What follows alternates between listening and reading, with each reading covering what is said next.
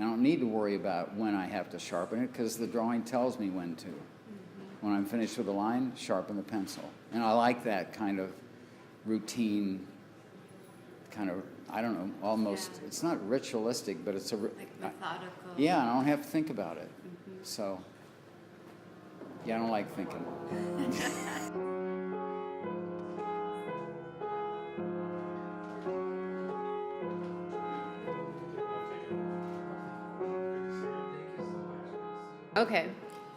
Okay, hello. I'm Jennifer Wagner, gallery manager here at David Barnett Gallery, and I'm here with artist Tom Shelton for his exhibition, The Fruits of Analysis, that opens today. And Tom, hello. Hi. Thanks for joining us. Would you describe a bit of the analysis that's going on in your artworks? Okay, in terms of this particular picture, we're looking at lemons. I wanted to see what would happen if you combined different media with each other on the same object. And I use the same object so that any difference in mediums, because each lemon is pictured with different mediums.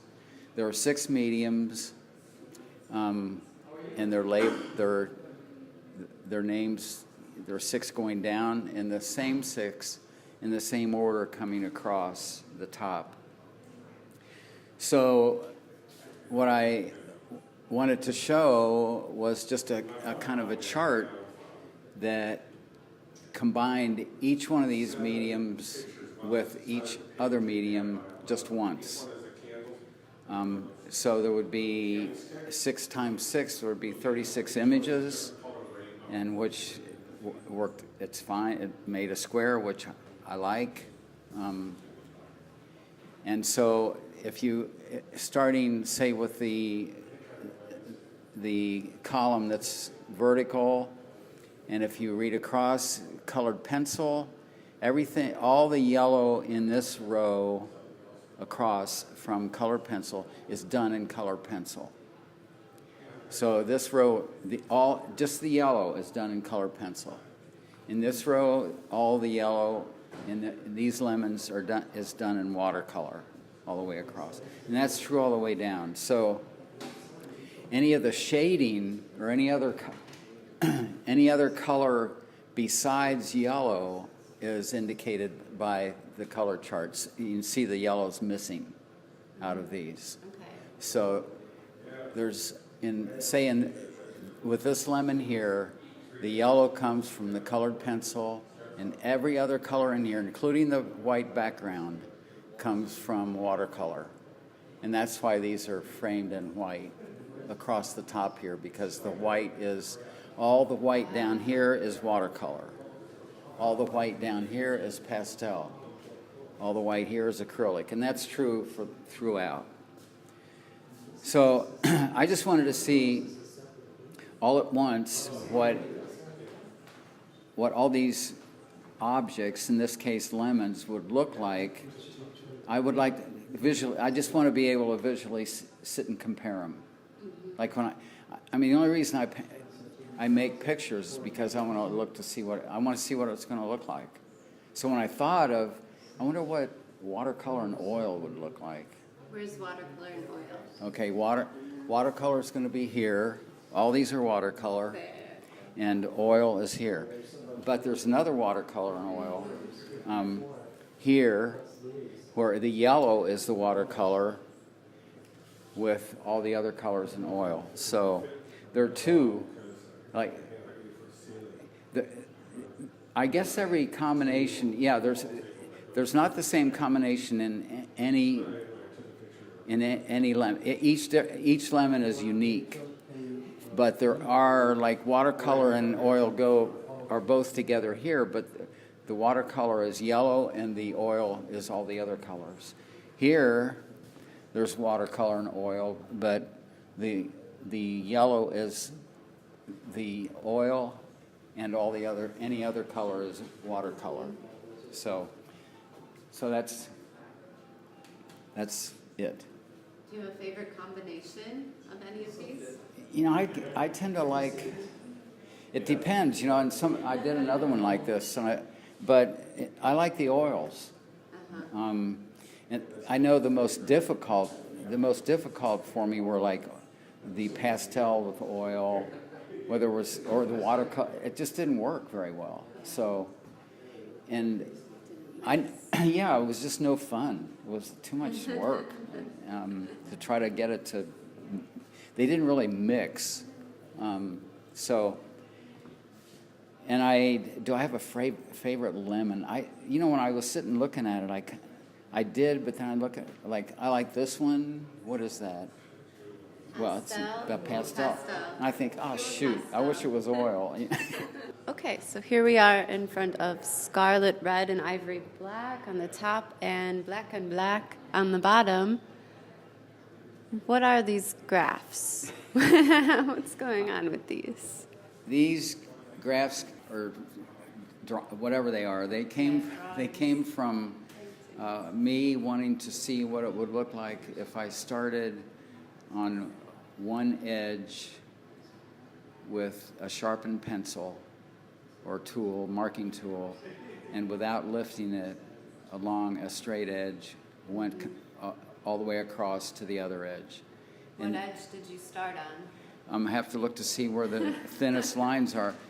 This edge, it looks like, see how they're a lot thinner than these.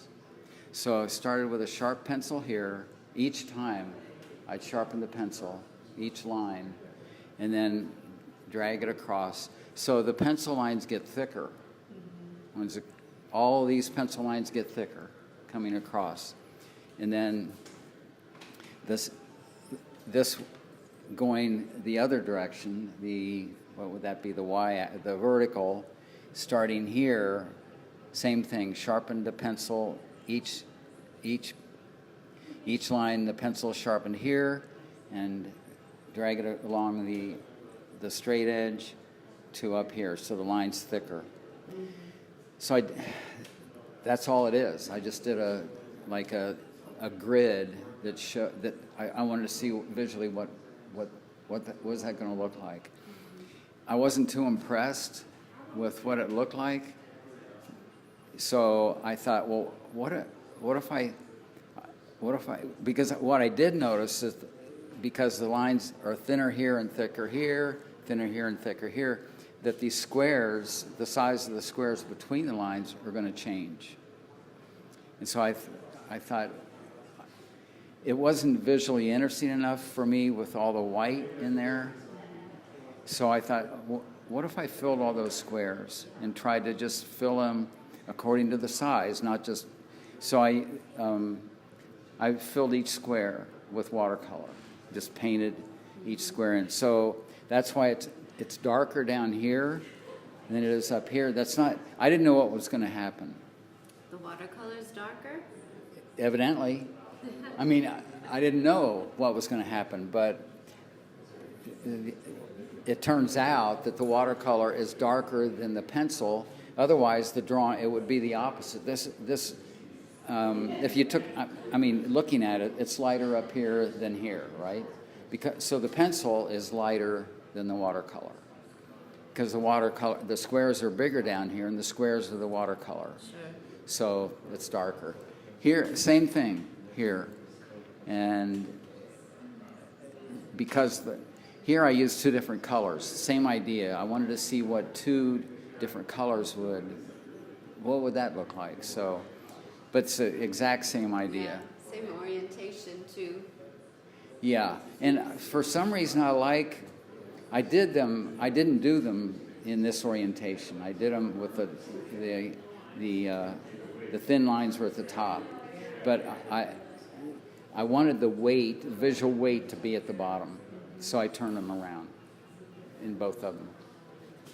Because this is darker down here because the watercolor is black, and the colored pencil is in red. So I did have a little trouble being consistent with the watercolor because, you mix watercolor and sometimes it's less, intense than. So I had to be Yeah. kind of careful with. The water Yeah. With. consistency. Anyway, that's the idea.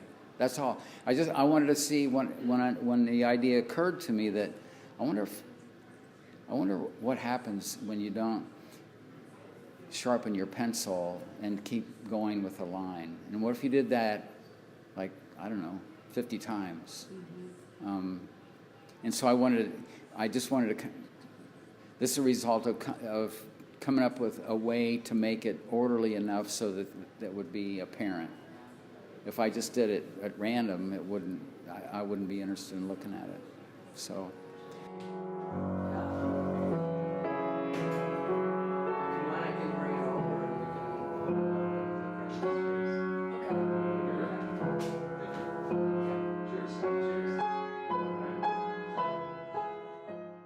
Here we are with Tom Shelton and one of his earlier paintings titled A Field for the Birds from 1991. So Tom, your work has been described as a hybrid of science and art, and you have a background in science, in botany in particular. Could you talk a bit about your background in science and how it relates to this painting, Sure. please? Thank you. Yeah, I got an undergraduate degree in botany because I thought I was going to go into forestry because I like being in the woods. And I actually went to forestry school for a year at the University of Michigan. But what I don't like doing in the woods is working. So I quit forestry. I just wanted to walk around. And so I quit forestry school. And I had never taken any art courses. What did I do? I taught junior high for a while. Anyway, I went back to art school because I was finding out that more and more of my time was being spent doing watercolors, and so I had an interest in plants and trees and the woods and stuff, and I also like looking at birds. I'm not a birder. I'm not a bird watcher or a identifier or anything, but I like groups of visual groups of things that have something really obvious in common, but are visually distinct enough to be able to tell the differences among each other. And birds are really good at that. And like, what would be another thing? Well, I mean, I did a bunch of apple paintings, and they're like that too, where you can identify, if you know, you can identify the variety or the species of bird by the way it looks or sounds. I can't, but birders can't. Anyway, visually I like that about birds. So I was living in Indiana when I did this picture, and I wanted to see what kind of songbirds lived in Indiana in the wintertime. So that's what this row is. And I don't know, it's been a while ago, but evidently I wanted to know what each bird ate in the winter, what they used for food. So I looked at, researched it, and the birds, in front of each bird there's a row of plants, and all those plants in front of that bird are the plants that bird supply that bird with food in the wintertime. Those are all plants that bird eats. So the way these birds are ordered is that the bird down here, the robin, has the most food plants of any bird that winters in Indiana, because there's the end of the row, each food row is here. That marks the end of the food row for each bird. And the lowest plants are here, the tallest plants are here, because if the tallest plants were here, they'd hide all the birds, and why paint the picture? So anyway, the order is determined by the number of food plants the bird eats in the wintertime. it's not the abundance of the bird, it's the abundance of the plant, the number of plants. So, Or the diversity of their diet? yeah, well, because there are more plants, the robin's going to have a more diverse diet. So there probably are quite a few robins, although there aren't quite a few flickers, and they're down here. They have a lot of different plants they eat. They just don't happen to like other things about Indiana, maybe. The other thing that I wanted to do was to, since here's this area defined by this row of trees, and then going up to the bird here, this row of food plants, and then the row of birds is a certain size of an area. And I wanted whatever was wild out here that didn't have any determination. I mean, they're the same plants out here as that are in here, the very same ones. But these areas that are outside of the food plant area is the same size in square inches or whatever as the food plant area. So they're the same plants out here and the same number of plants out here. They're just not the same number of each kind. I mean, the numbers of plants down here and the types of plants are determined by what the birds eat. The way these plant location and kind of plant is determined was by random. I don't know, I had a letter for each kind of plant, and then I marked this off in a grid kind of way, and whatever I drew out of the hat, that's where that plant went. Mm-hmm. And so I had a certain number of spaces, but I just didn't know, and the spaces weren't random, but what went in those spaces were random, because there's the same number of spaces out here as there are in here, here, and here, in the wild areas. And I wanted that to be equal, like sort of a controlled space where the birds eat. They can also eat out here. It's just not like right in front of them. They have to fly around. So anyway, I wanted that to happen. So. And it's snowy, so it's obviously winter. Yeah. So, anyway, that's that. Great. That's something I find captivating in your artwork is the beauty that's found in this controlled system. How, when you look at it, to realize that you haven't consciously decided to add green in this section that corresponds with the green in this section, or the art that I see in the painting is a result of the systems that you employ, not of this artistic decision. Yeah, that's right. Yeah, I like that too. I like that you made that observation, because I like that about I don't know, coming up with a system that's going to determine where certain colors go, because I don't want to base, does this color look, I don't want to base where a color goes on what I think looks best beside it. And so, I mean, I didn't do this painting in order just to see the color. I wanted to see what it would look like if you put the food plants in front of the birds that lived in Indiana in the wintertime. But I didn't know what order of birds. I didn't determine that. The number of food plants determine this order of birds. So, and I like that that's determined by something else. I didn't do that. It's like that picture with state flowers. They had to go there. I mean, it didn't matter if I like that organization or not. That's where they go. I can't help it. So I sort of like it. I have a responsibility in the painting, but not that responsibility. It's not my fault that the birds are in this order. So I'm free from having to decide, would a cardinal look better beside a blue jay or beside a robin? I don't want to deal with that. So, and I don't have to. Anyway. Fair enough. Great. Thank you, Tom. Sure.